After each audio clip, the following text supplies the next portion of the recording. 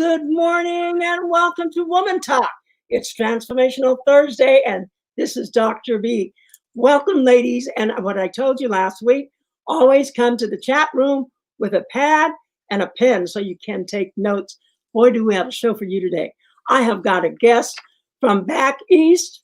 Yes, she's from back east, Marcy Neumann, and she is absolutely fabulous. She is a certified hypnotherapist. She's also an integrative intuitive counselor. More importantly, for over 45 years, Marcy's professional journey has been guided by her teachings of energy. She is called the Heart Shift Coach. And if anybody can talk about heart shifting, it's Marcy Neumann. And I am so pleased we have her in the studio today, and she's going to tell us all about what is the Heart Shift Coach. So welcome, Marcy Neumann, to Total Woman Show. Wow, we're happy to have you. Thank you so much. And it's my seriously great joy to be here too. I can't wait to dive in and just talk about all these important issues with the women in our audience. Well, great. Marcy, can you just tell me a little bit about your background and how did you get into this? What motivated you? Did you have to do some heart shifting? Oh my goodness. You know, Barbara, our entire lives is filled with heart shifting. I think it's a 24/7 job, as a matter of fact. And for myself, of course, and I've had to do some major heart shifting at different points in my life. But my journey really started as a young girl when it became very clear that I had a bit of a unique perspective as compared to a lot of my friends. And particularly as I started to get into my, older teen years and high school, and I very quickly became the person to go to for all of my friends. And then it started with some of their parents too. So I've always, as I said, had a very unique experience of things and, just been very blessed. All the doors that have opened for me. When I left high school and decided that I wanted to have a career in nursing, I also realized that at that time, the conventional medicine that I was learning didn't speak to the parts of me that I knew were necessary in order to bring a wholeness to the healing process. And so I went into an ordination program and I was ordained as a spiritualist minister. Okay. So I was trained in hands-on healing, energy medicine, channeling, mediumship, etc. And it just gave me the foundation that I needed to really just use that all as a springboard. And as I said, doors opened for me that just didn't open for my colleagues. And having those credentials at such an early age, I think I was probably like 22, something like that, when I graduated. And so I've been in many positions where I've been a founding member of many organizations and programs for very large conventional organizations. So it's been a real blessing. That is wonderful. One of the things as you were talking and sharing your journey, I picked up at a very early age. And pardon if I'm not insulting when I say this, but it's like you came into this by default. Because you start, when I think of default, people started coming to you. It was you going and seeking people. And they were seeking a source. They were seeking a light. And they were seeing that energy coming from you, which is still radiating from you today. And things just sort of follow a path for you. So thank you so much for sharing that, because I'm sure the listeners will have enjoyed hearing that. But one of the things, Marcy, loving yourself, how did you get into really becoming what we call the Heart Shift Coach? And what do we mean by heart shift? So, as the Heart Shift Coach, I'm really a walking, talking, breathing accumulation of all of my own personal experiences, as well as all of the thousands of people that I've helped all over the world. And one thing that started to become very clear to me, and it's of course no coincidence, that my first job as a graduate nurse when I got my license was I worked in a post-open heart unit. And I started to learn about so many of the aspects of people's lives that were almost a precipitation to a lot of what they were dealing with before they had their surgery. And so many of them shared with me aspects of their lives where they were just so unhappy. They felt so separate from life and yet didn't have any idea how to make it right for themselves, or they were too fearful of making changes. And so that was, I mean, seriously, like that was early 70s. And so it started to just become very clear to me that as I was working with them, I also had to help them to begin to look at things a different way. And it was always my leading them through their heart rather than their head. So we know, we've heard, so many times this being said as the longest journey, and it is, because we're so conditioned to be in our heads all the time. And that conditioning keeps us separate from knowing even what our heart is trying to say to us, where it's trying to lead us to. And so, of course, as we know, things happen also. Then there was a unit that opened up in the hospital where they placed me. They asked me to take a position there as charge nurse. And now it was post-open heart and post-neurosurgery. So here I was with patients that had both issues with their hearts and their heads.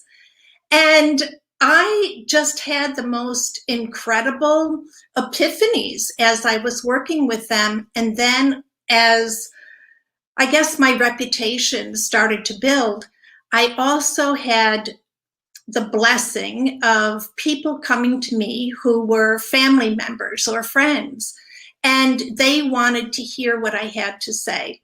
And so there were many nights in our patient lounges where I would have a room full of people just talking about how we need to shift from our heads to our hearts.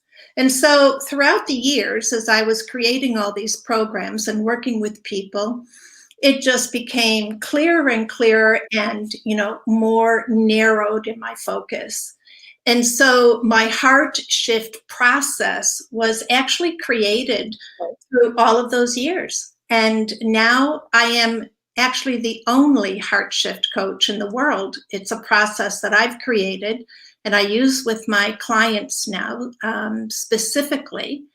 And the whole purpose of it is to, again, assist us in taking that journey. And of course, as we do, allowing that energy to shift so that it changes our entire perspective. Yes. And we know there's a whole domino effect when that happens. I have a burning question. Sure. When we talk about the heart and tuning into the heart, are we really talking about intuition? I mean, because when you talk about issues of the heart, are we really to make a shift? Is it something intuitively that here? I always point here, and it's like, is it the same as trusting your heart rather than your head? Because your head is telling you, don't do it. But somewhere in here, or your heart is saying, no, that's not the man for you. Or no, that's not the relationship. No, that's not the job. I'm just curious about that. I love the question. Thank you so much for really bringing that up. So there is a bit of a difference, and yet they're the same. This messaging is actually coming from our higher self. It's the part of us that's connected. It's our higher spirit, right? It's connected to our soul. And our soul has a very clear picture about who we are, what we're doing here, and what are the experiences that are going to help us to expand into our greatest expression of self. So what heart shifting does is it helps to heal the lines of communication between our heart and our higher self and our conscious mind. So very often we know that our conscious mind, I think, is 97% controlled by what we refer to as the ego. It's an aspect of us as human beings that has developed from a very early age that serves a lot of purposes. One of them is its belief is that it always is going to keep us safe.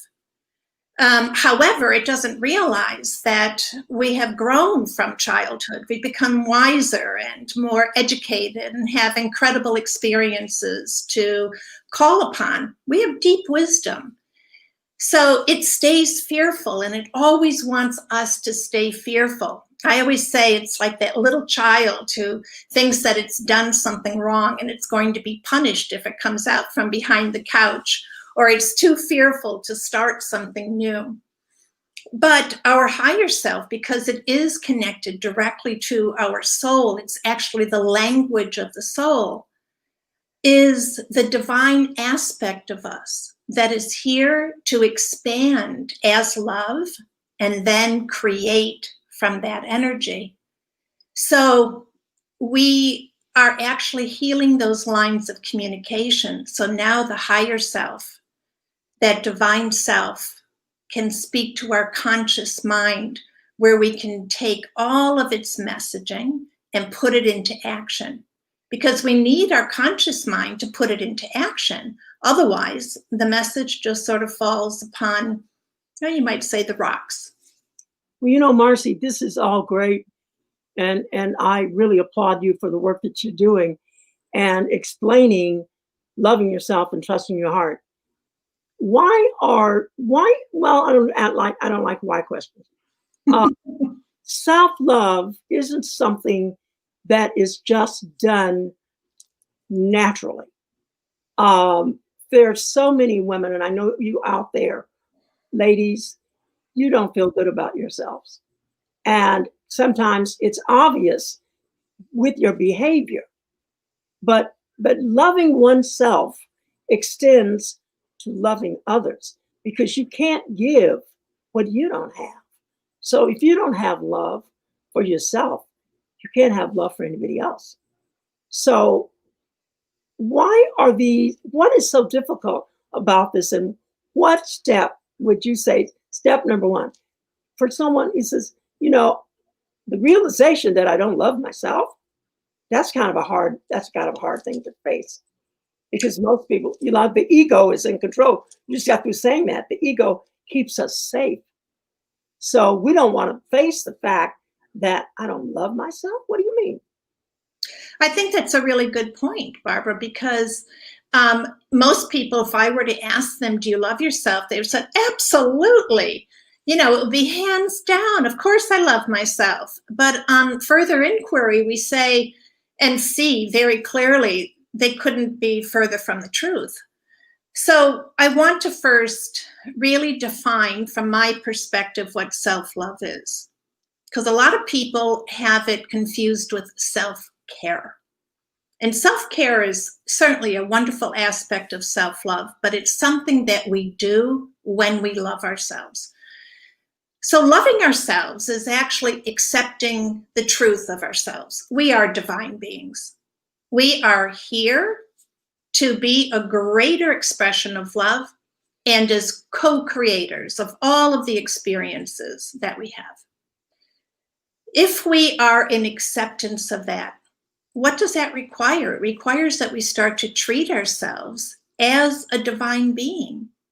So when we find ourselves, and you said this earlier, it's just a perfect example, when we find ourselves in relationships that not only are not serving us, but they are abusive, or we are constantly shrinking down in order to stay in them, or we are constantly being challenged for our abilities, trying to be who we are and express ourselves in those relationships, we have to get out.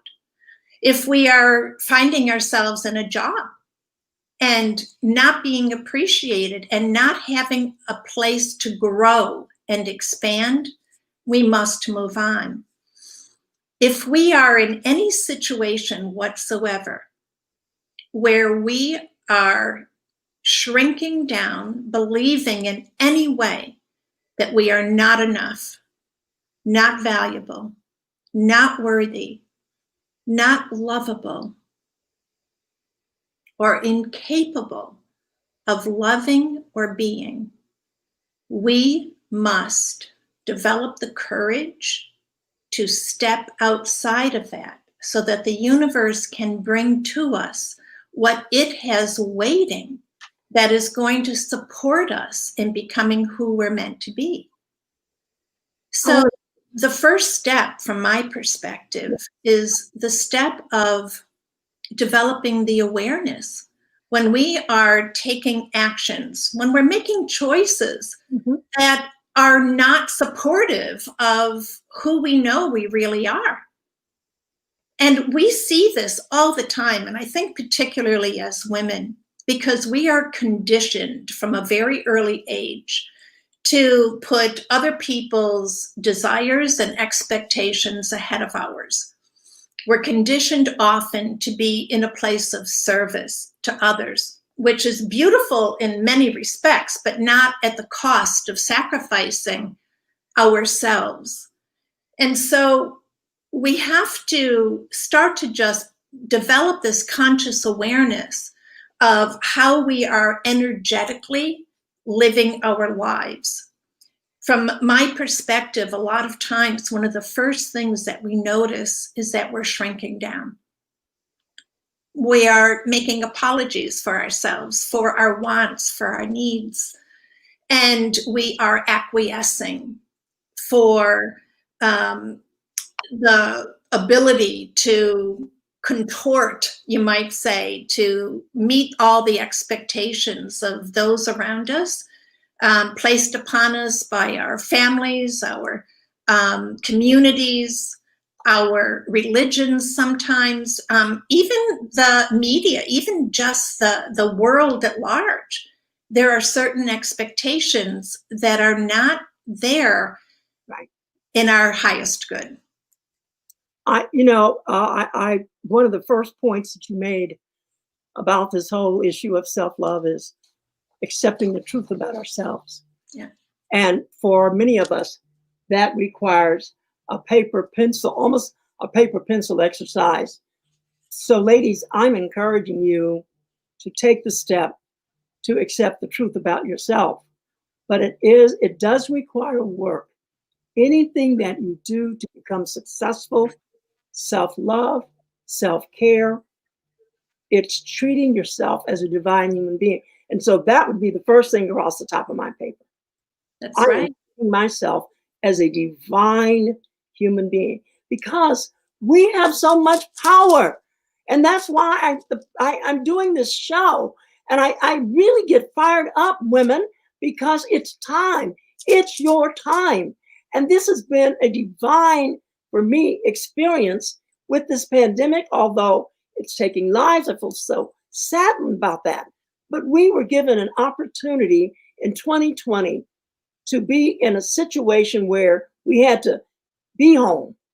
We had to look at our mess, the clutter. We talked about that last week. The clutter that's in your mind that transforms itself to the outside.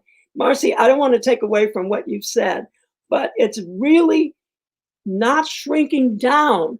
It is not belittling yourself, whether it's on the job, whether it's in a marriage, whether it's even in a family. I'm getting fired up, as you can tell.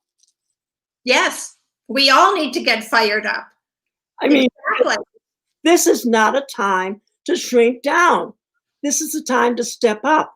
And we're seeing more and more women who are coming out taking their positions, taking authority. We've got Kamala Harris, the first woman of color vice president of the United States. Right. You think she just got there without the work and feeling confident about who she is, what she is? And it's not like trying to be like Barbara, trying to be like Marcy. It's trying to be like you, because you are a divine created human being. Now I'm going to stop preaching, because when I start thinking about this, about self-love, and according to your teachings, it isn't something that's done occasionally. So speak to that, Marcy, because it's something that you're seeing this show, you're listening to Marcy, you're going to do it one day, but tell them, why does it have to become a lifestyle?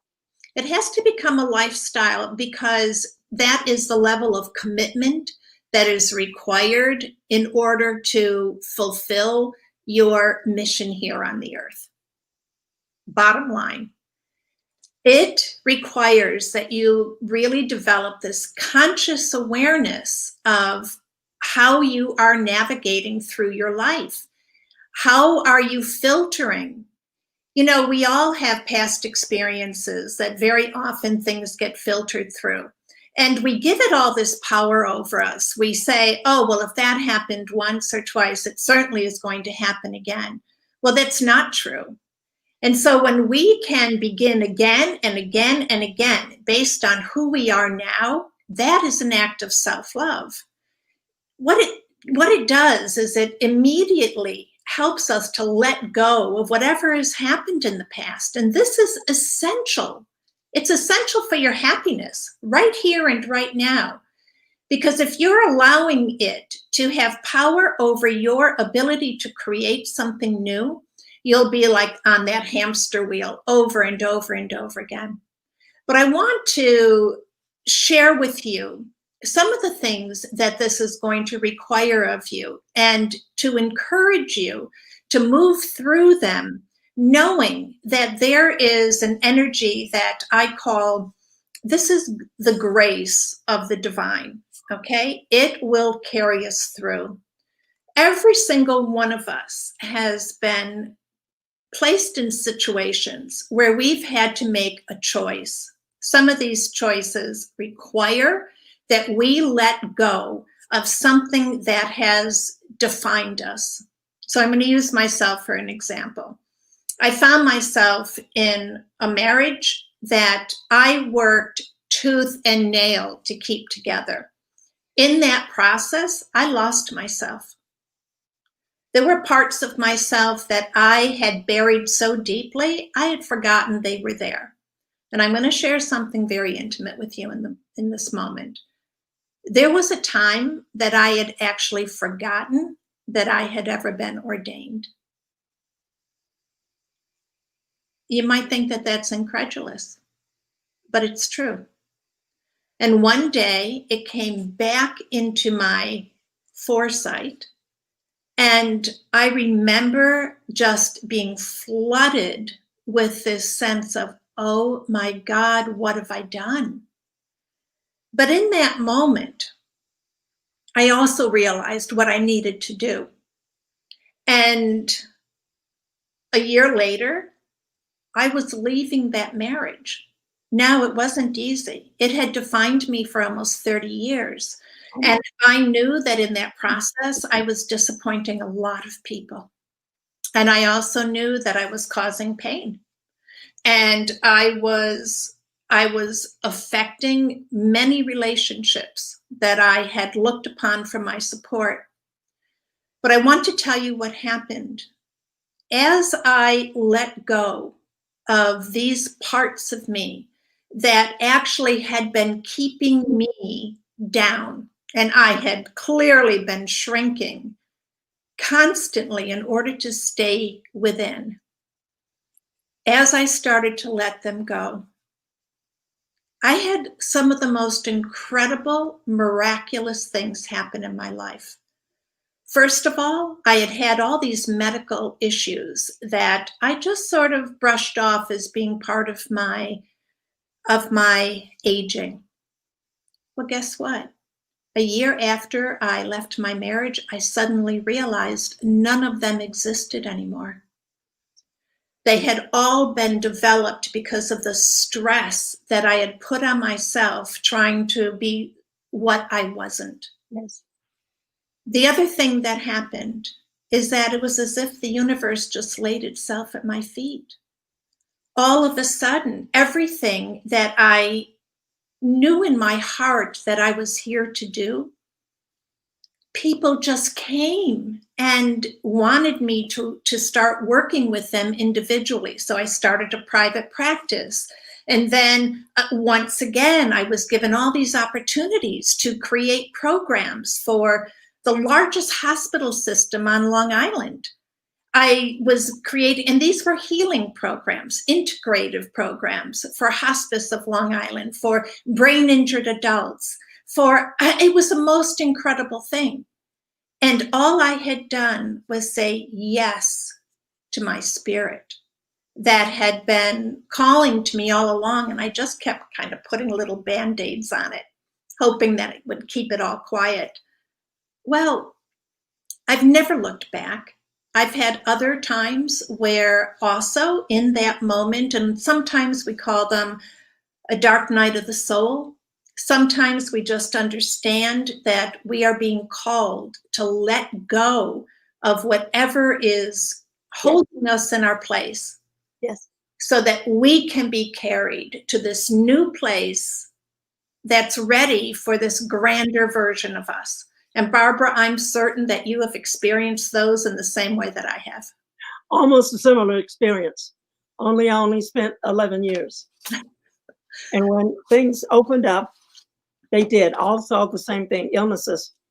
And I was a young woman. Yeah. Younger, in my 30s. And so I want to thank you so much for sharing that from your heart, because this is what it's about. Yes. It's about sharing. It's about caring.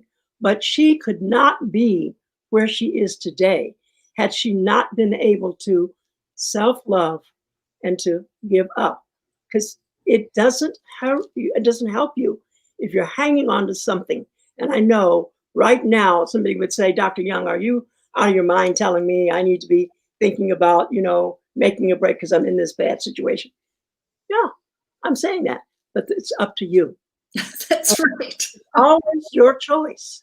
It was my choice. And some years later, I thank God truly that I had the courage to turn around my life. Yes. And make that decision. It isn't easy. It's not easy. But the first thing is, I didn't love Barbara. I had shrunk so I didn't know who she was. People look at me today and say, oh, Dr. Young, you're yourself. So, you've never been through anything. You act like, the way you carry yourself like you've never been. But yes, I have. And I'm so glad that Marcy was able to share her story today too. Self-love is something that has to be done continually, just not stop. It's because we are divinely created.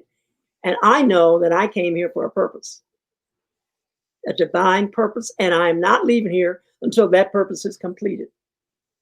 Marcy, you know what I mean. I sure do. And one thing, though, you said, and I really like this might be in your book, one of your books, because people deal with this all the time. Ladies, listen up. This is a good question. Many people dwell on the past. How can your past experiences help you rather than haunt you?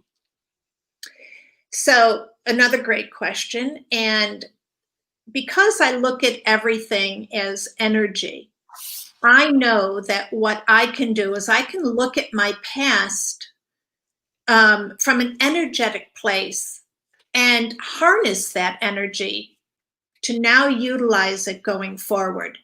However, I cannot do that if that energy is so dense, is connected to anger, is connected to envy, jealousy, if it's connected to my blaming someone, shaming someone, guilting someone. Because what I've learned now through all these years of experience, both myself and in my own life and the so many lives that I've helped, others, is that whenever I am pointing that finger, blame, blame, shame, guilt, any of it, it's really coming from within me.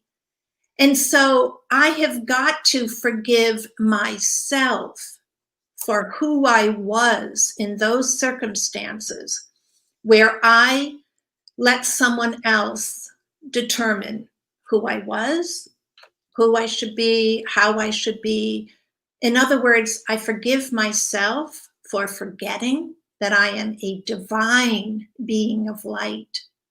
I am here to co-create. I forgive myself for shrinking. I forgive myself for putting someone else's expectations of me ahead of what my heart was leading me to be.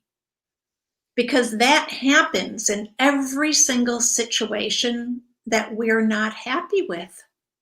That's the reason for our unhappiness.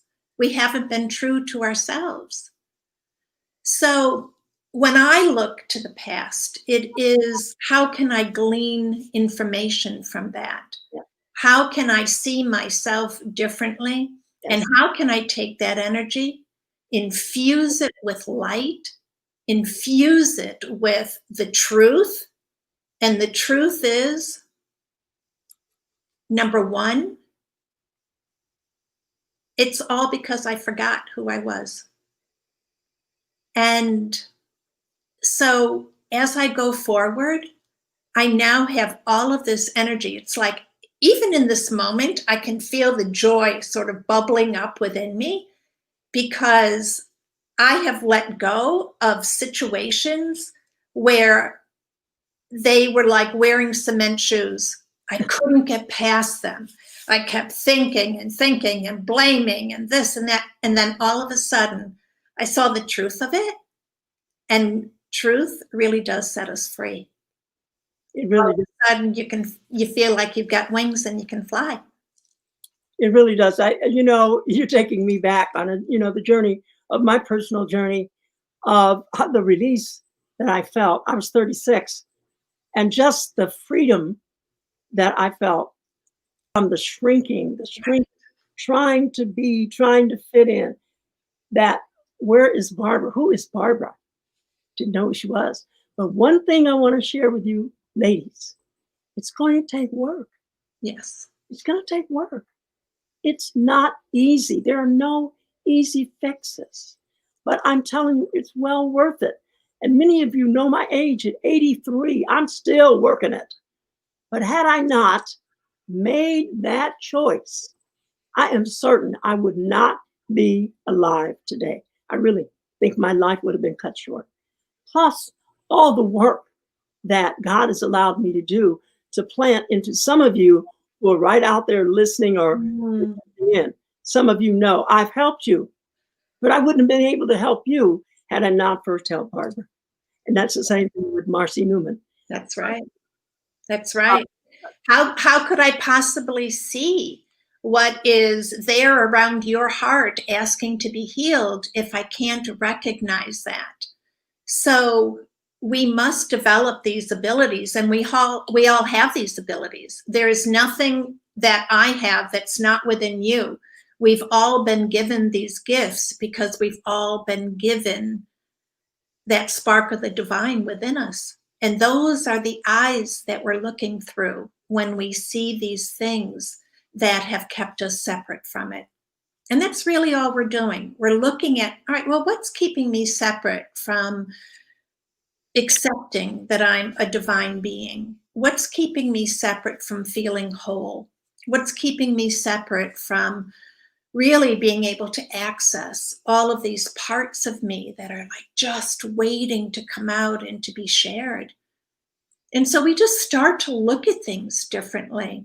And then, of course, we have to have the courage, as Barbara was saying, to take action that is in alignment with our dreams. And from my perspective, that is the definition of self-love. When we are taking the actions that are in alignment with the life that we want to be living.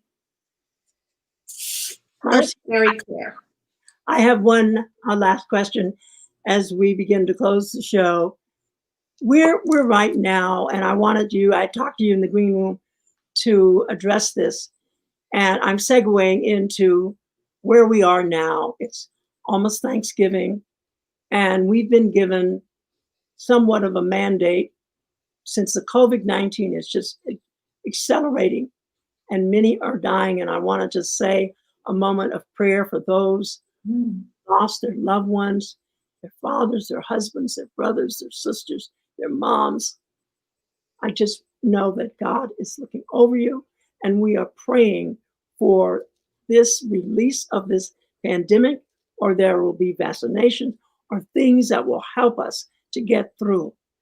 But in the meantime, for those of you women who are out there, and we're gathering around the most, I think, important month, and that's Thanksgiving. It is a celebrated holiday every year where families get together.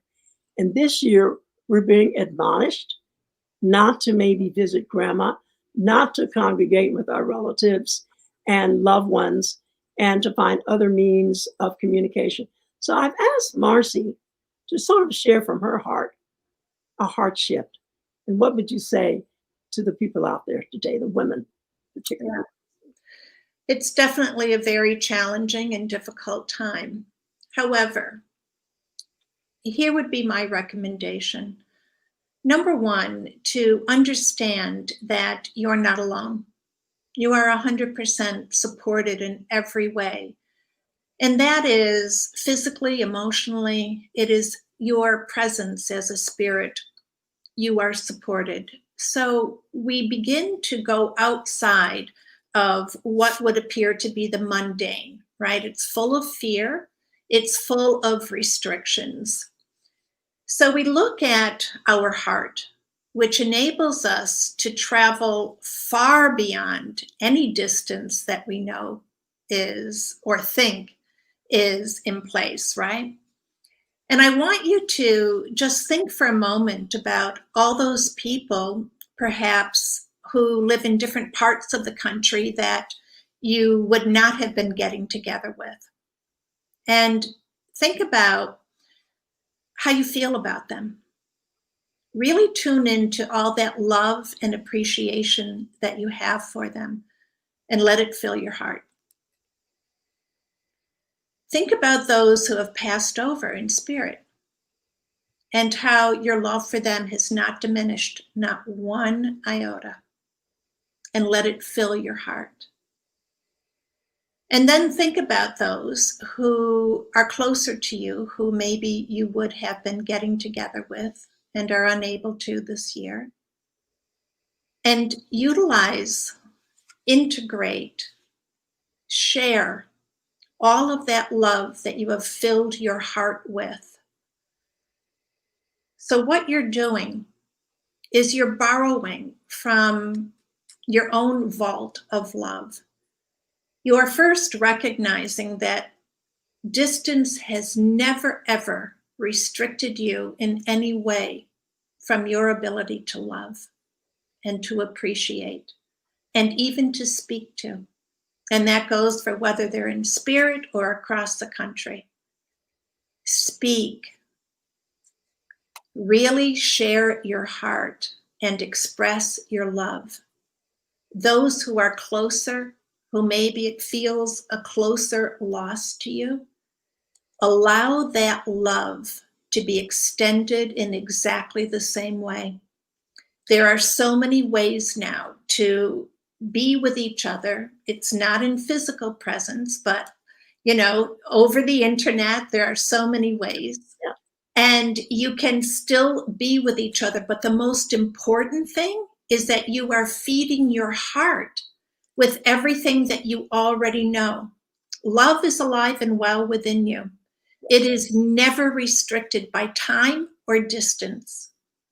And so that means that even if it weren't COVID, let's say something else had happened and you couldn't be with those loved ones. The love is there. Do whatever you can to express it, share it, again, be with each other, but most importantly, understand that there is this energy, and we were speaking about it. It's the energy of grace. Grace is an energy that I call, it's like a bridge energy. It takes you from where you are to where you need and want to be. So if you're having difficulty tuning into gratitude, right, all of a sudden your mind is taking you in too many other directions. Think of a time where you felt that grace, where you knew it was the divine carrying you through, because it's still present for you. It is part of love, and it is never separate from you. And it will take you then to that place where you can find a new level of gratitude. And gratitude, even that you can tune into your heart and see that all the love that's already there is enough for your heart and those you share it with. Thank you, Marcy, for those final comments.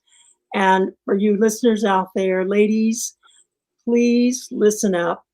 God loves you. This is the time to really, really bring that self-love and that heart shift into family situations. And I thank you for those comments, because this year is a very difficult year. I mean, and I don't want to make it sound like it's challenging. I don't like the word difficult. It's been a challenging year, but we still have the power to make it the best year with gratitude and love in our hearts. So if there are family members that you haven't been close to, maybe now's the time to reach out to them. But there's so many ways that we can communicate without being physically there. And with all the technology we have today, there's absolutely no excuse why we can't be together. So I want to thank you all. And thank you so much, Marcy, for being on the show today. You have been such a blessing.